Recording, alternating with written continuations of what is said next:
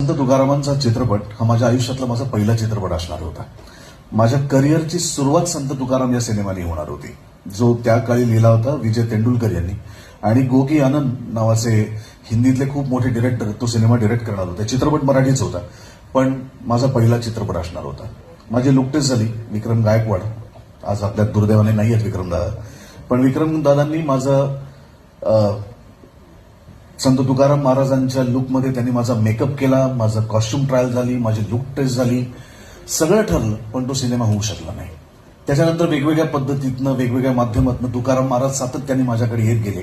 एक तुकाराम मी केला, तो विनय आपटेंनी छत्रपती शिवाजी महाराजांवरती एक हिंदी मालिका केली होती दूरदर्शनवरती. त्याच्यात तुकाराम महाराजांचे 2 सीन होते, ते मी केले कारण माझ्याकडे सतत तुकाराम महाराज येत होते. आणि पुन्हा माझ्या करिअरचं हे 25वं वर्ष चालू आहे. आज 25 वर्ष झाली मला इथे काम करून, आणि परत 25 वर्षानंतर तुकाराम महाराज पुन्हा माझ्या आयुष्यात आले. मला असं वाटतं की माझं काहीतरी देणं आहे, मी काहीतरी देणं लागतो त्यांचं.